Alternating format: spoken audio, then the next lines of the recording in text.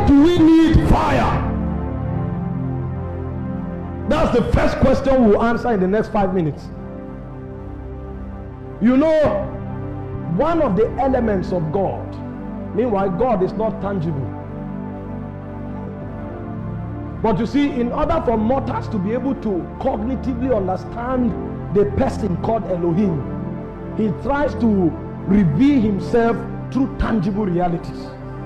But God is immaterial, God is intangible. However, for man to be able to articulate the essence of God, he defines himself through tangible things. So the Bible says God is light. God is not light. But if he doesn't call God light, there's no way you can know God, because you know light. So because you know light, he uses light to define God.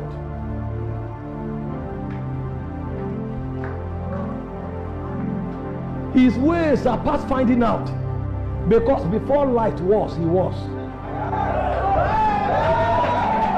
So how can you define him by what he pre-exists? He existed before light was.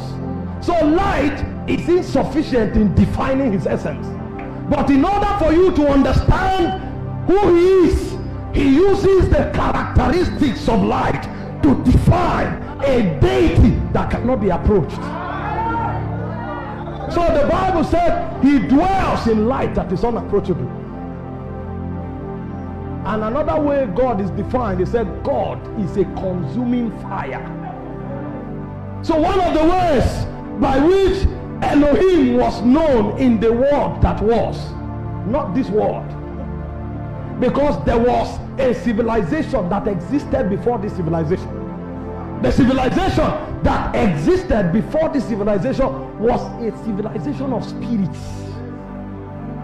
There were no beings with corporal elements.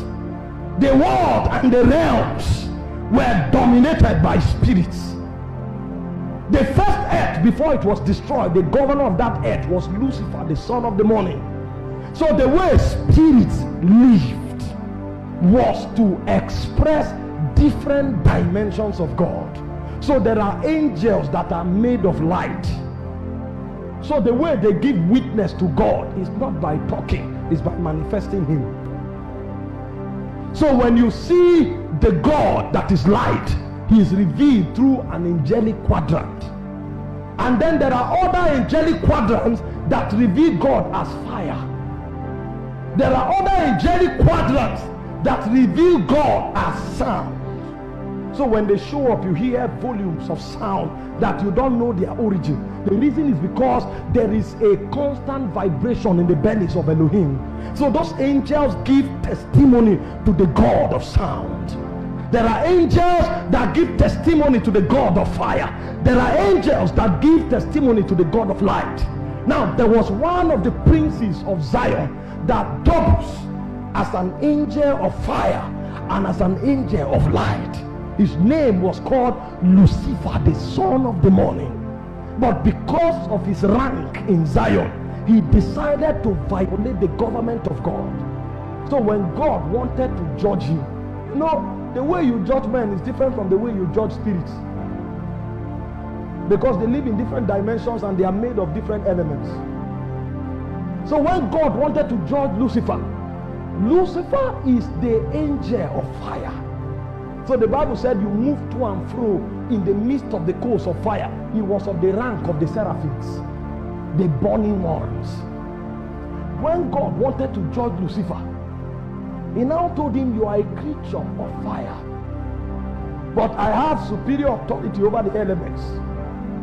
So in Ezekiel 28 verse 18, he said, I will cause that fire that is in you to come out from within you and burn you to ashes. So the being that was the custodian of fire was judged with fire. So every time fire appears in the demonic realm, fire torments demons.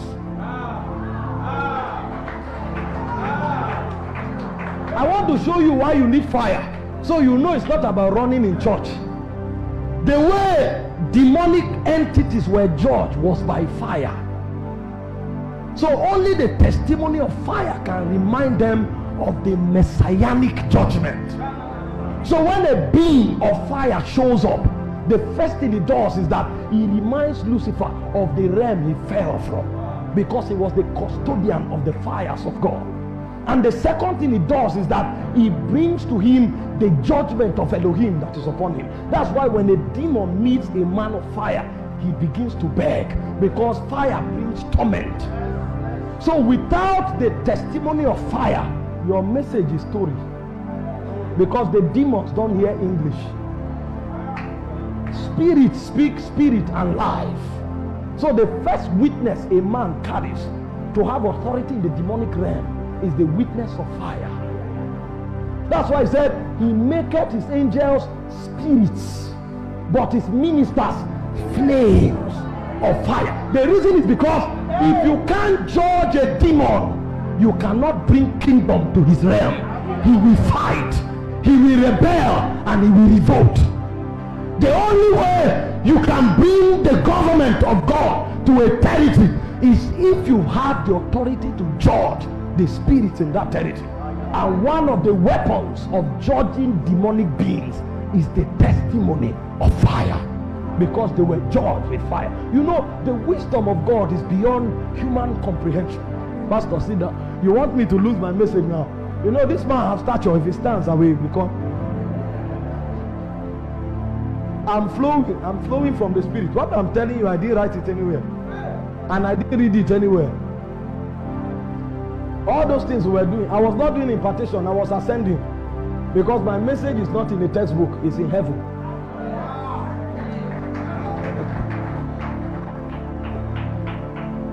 If we don't rise, we will lose. Our generation will be lost, and God will still be Elohim, because his name is I am that I am. So there's no past, present, or future. Everything is now. So 100 years can be cut off. God didn't notice. The reason God will notice is the texture of witness that generations bring, because our witness is like a delegation into the realm of the immortals, that we are also part of the agenda of God. We can be carrying out activity on earth, but there will be no delegation in heaven. So when the immortals begin to bring verdict and legislation, they can forget our generation, until a man stands and says, restore. Restore. 400 years can be in darkness, because there are no custodians on earth that can create a gangway between earth and Zion, and say even in this generation there's an assembly of men that are able to preserve the worship and the memory of God. There can be many churches, but there will be no territorial witness.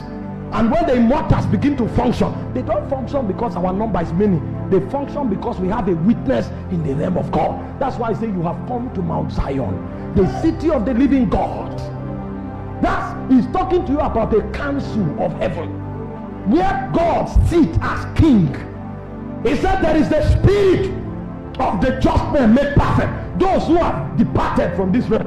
And he said there is a witness of the church of the firstborn. So without the witness of the church of the firstborn, a generation will be exempted from the immortal and eternal counsel and the council of Zion. And then you say we walk through time, and they'll say we didn't notice, because every generation is wielded to witnesses. That's why you hear in the days of John, there are many preachers. There were over 400 Sanhedrin, but it was called what? The day of John. John was the only one that brought witness to Zion. And if John was not in that generation would have been lost, because there was 400 years of darkness between Malachi and Matthew. There was no witness in heaven. The goal is not to be an apostle or a prophet. The goal is to be a witness. That's why he sent them. He said, go into all the worlds and disciple all nations. But how do you go? He said, as witnesses unto me. If you're an apostle and you don't have a witness, you are of the dark order. Your messages can be exegetically correct, but it will have no power in the spirit. So the first